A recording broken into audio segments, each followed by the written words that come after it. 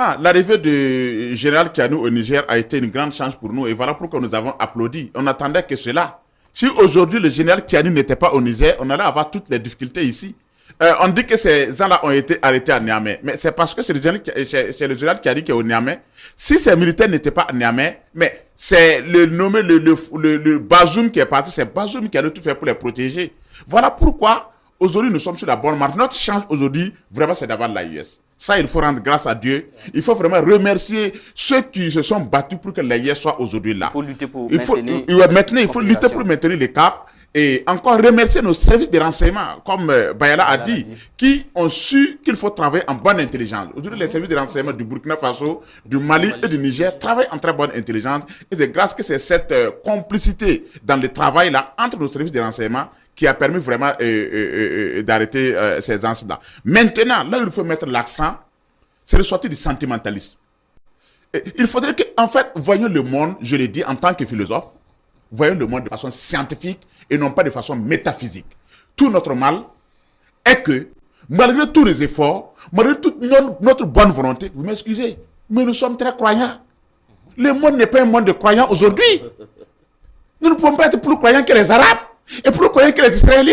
C'est pas possible. Il faut qu'on arrête, vous m'excusez, il faut qu'on arrête ce que moi j'appelle cette forme d'hypocrisie entre griffes. Mais là où les prophètes même sont nés, les gens ont compris que c'est avec la guerre, c'est avec la domination qu'on s'impose. Eux-mêmes, ils utilisent aujourd'hui la science comme arme pour pouvoir dominer le monde. Exactement. Mais l'Iran a l'arme nucléaire. Est-ce que vous me pouvez comprendre? Nous ne pouvons pas être plus croyants que les Iraniens. L'Israël, qu'est-ce que l'Israël ne fait pas en complicité avec son allié de l'autre côté? Sortons des émotions et des sentiments. Quand nous autres on parle comme ça, on dit qu'on vous les rationaliser. Non. Le monde aujourd'hui, on dit qu'il veut la paix. Prépare la guerre. Moi, voilà pourquoi je dis qu'il faudrait que les autorités soient assez conséquentes. Là où moi j'en veux aux autorités, c'est leur sentimentalisme, c'est leur croyance. Nous sommes dans une guerre de domination. Soit nous gagnons, soit on nous tue. Et nous devons prendre toutes les mesures, tous les moyens possibles. En guerre, il n'y a pas de pitié envers son ennemi. Ces gens-là ne sont plus des Burkinabés. Ces gens-là sont des traîtres. Ce sont des hommes qui ont choisi de faire du mal à leur nation. Vous ne pouvez pas choisir de faire du mal à votre nation et on va avoir des sentiments envers vous. Non, ce n'est pas possible. Et ce n'est pas nous qui avons commencé cela. Tous les pays occidentaux, la France, l'Amérique, les États-Unis, tous les pays occidentaux font cela. Si vous voulez savoir que la France n'a aucun respect pour les droits de l'homme, qu'un Français s'attaque à la France. Si vous êtes Français, attaquez-vous à la France. Si vous voulez savoir que le Canada, l'Amérique, ces pays n'ont aucun respect pour les droits de l'homme, attaquez-vous à l'Amérique pour voir. Joe Biden va balayer des revers de la main tout ce qu'on appelle droit de l'homme pour vous mater. Ouais. C'est ici qu'on voit des gens qui s'attaquent à la nation, qu'on voit des traîtres de classe exceptionnelle, et on dit que non, ce sont nos frères. Non, un traître n'est pas un frère. D'accord. Il faut le dire. Celui qui combat la nation n'est pas votre frère, c'est votre ennemi. Un ennemi, il faut le traiter en tant qu'ennemi. Adama Sigiri, on vous a parfaitement compris. Le temps est contre nous. Je vais revenir à vous. Serge Bayala, dans ce contexte, dans cette situation de terrorisme, ceux qui payent le lourd tribut, les populations qui sont dans les villages, dans les provinces, ils souffrent. Ils sont à bout de souffle. Aujourd'hui, ils ne font qu'une seule prière, le retour de la paix au Faso. Mais certains Burkinabés sont déterminés à en finir avec leur vie pour pouvoir même chauffer leur tasse de thé, comme le disait Norbert Zongo. Est-ce que vous avez un mot particulièrement à dire? D'abord, c'est prévenir les gens de l'instrumentalisation et de l'utilisation. Parce que le fasciste et le fascisme a ceci de déceptionnel. C'est aller habiter des concepts comme les droits de l'homme, comme la démocratie, comme la liberté, pour répandre la terreur. Ces gens, pendant longtemps, au centre de près Norbert Zongo, on répétait, ah ouais, Norbert Zongo, vraiment... Mais on a fait du business avec le nom. Et on continue aujourd'hui de le faire. Je le dis formellement. Aujourd'hui, il faut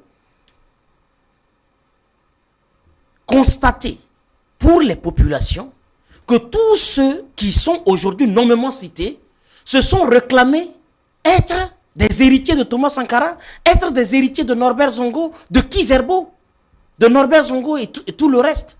Mais au fait, ils sont exceptionnellement perfides. Et comme le dit le grand frère, ce sont des traites de grade exceptionnel.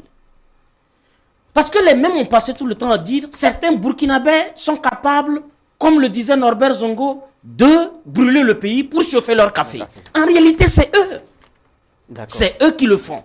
Et vous voyez, le journaliste qu'on a attrapé au Niger, c'est un journaliste ivoirien qui vivait au Niger, Mathurin. Mais il était en intelligence avec qui? Avec Abdoulaye Bari, un ex-confrère. Et vous voulez que pendant longtemps, on continue de donner la liberté à quelqu'un au nom de sa qualification, alors qu'il utilise sa qualification de journaliste pour servir des convictions d'apatridie exceptionnelle. Pour servir des convictions politiques personnelles.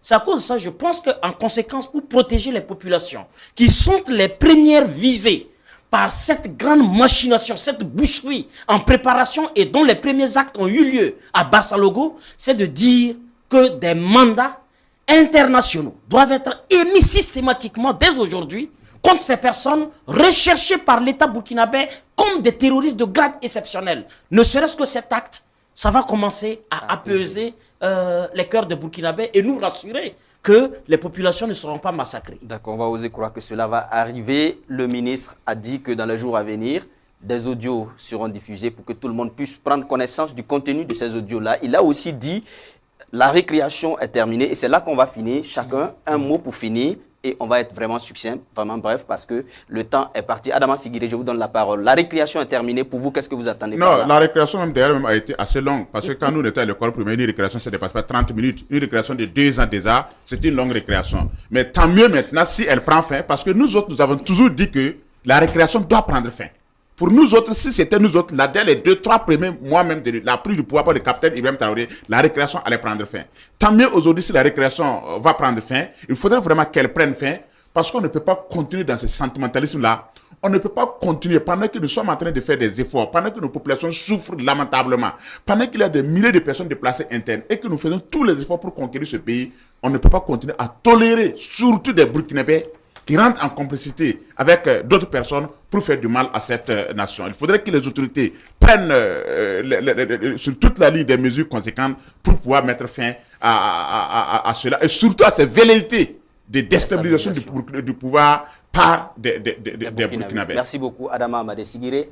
Serge Bayala, votre dernier mot. La récréation est terminée. Pour vous, qu'est-ce que vous entendez par là? Je suis heureux d'entendre ça de la bouche d'un officiel parce que jusque-là, c'est le grand frère Adama Sigiré et d'autres acteurs de la société civile qui le disaient et qu'on voyait comme des va-t-en-guerre, des gens qui exagèrent.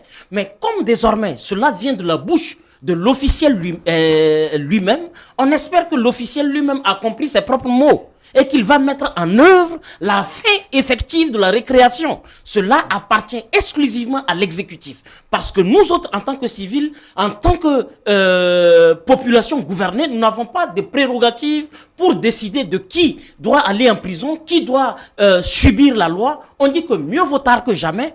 Toute nation qui s'amuse avec ses ennemis les plus redoutés, les plus titrés, c'est une nation qui doit se préparer à la disparition.